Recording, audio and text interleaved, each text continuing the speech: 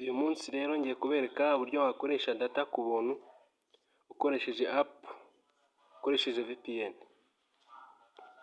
Reka nze nkwereke uburyo ugiye gutandukana no kugura data za mega za buri munsi. Reka nze nkwereke. Uraza utangire ujye kuri Play Store.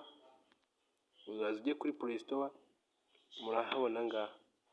Kuri Play Store dore ngaho. Uraza ukirike kuri Play Store ujyeho. Nurangiza usacinge app bita TRM Tana. Isacinge dore njyewe ndayifitemo. Uri kuyibona kanze nyikwereke utavuga ngo nagutuburiye. Uri kuyibona?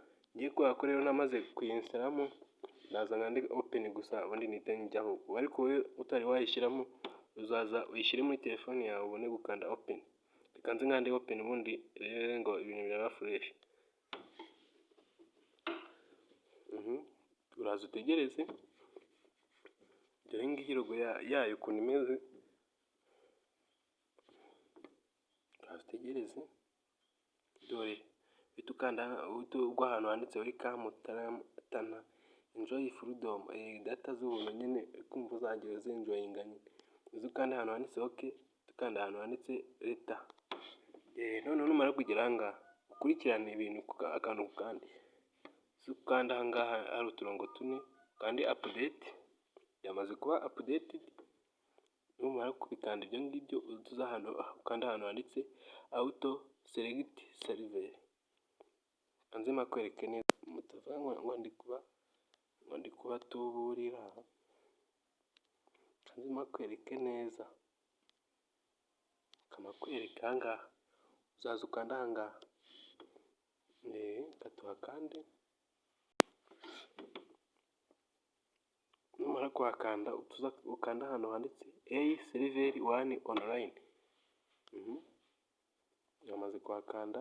Numara gukanda hariya uzaza uhita ukanda ahangaha handitse akarongo ka kabiri wifi data premium. Kanze makwereke utavuga ngo ndi kubatuburira.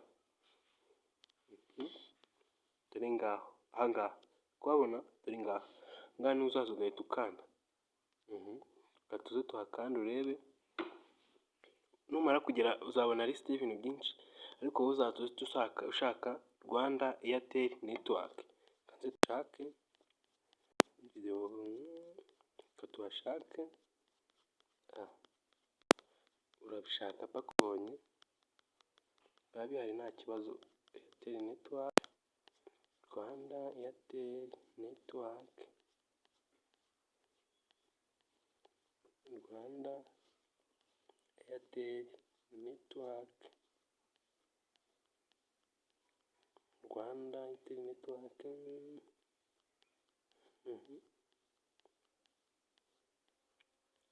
Rwanda VPN y'ubuntu kabisa muzitetera. Twabona ara Rwanda Airtel Network uzaza uzuha click. Kamakwereke. Utazavuga ngo ndi kubatuburira.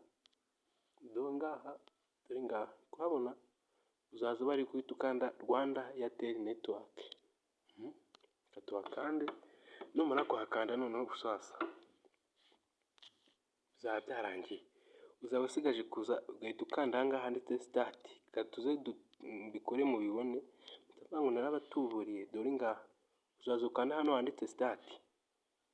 Kubibona reka nze tuhakande noneho urebe. Start. Dore tangiye kwibara. Uri kwibona VPN yacu ibaye connected. Noneho kudataza wagenda ukajya aho ushaka. Reka tujye nko kuri Facebook urebe. Reka tujye kuri Facebook. Nta data mfiteho. Reka nze nabikwereke. Nta data mfiteho kabisa mutagira ngo ndi kubabeshya. Reka nze data mfiteho. Kanyenyeri 131. Abizi ko kuri Airtel bahita bikwereka. Kambikwereke. Nta data mfiteho.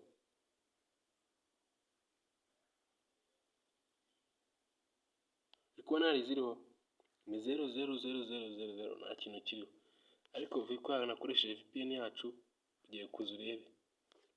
kajya nko kuri Facebook urebe. Uri kubibona ibiri kwihuta bya danje, ikoresha connection nyinshi cyane. Kanze tunaplayinga video urebe. Kubibona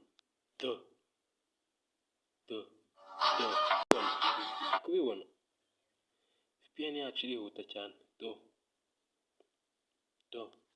Kubibona, ndakeka iyi video irabaryohera cyane ku buryo murayisharinga n'abandi.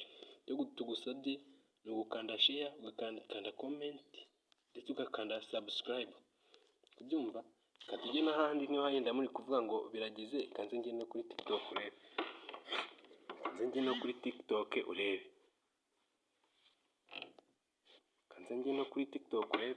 Utagira ngo ndi kubiba. Kubibona video zirakinika nta kibazo. VPN yacu irakora cyane, nta connection za buri munsi, kandi kuri telefone yose ufite yose. Urabibonye ko bikora. Kanda subscribe rero, ubundi twibanire nawe. Ubutaha nzabarebera kandi kantu keza mbazanira. Kanda subscribe wowe gusa nibyo tugasabye. Murakoze cyane kureba ino video, murakoze cyane, turabashimiye.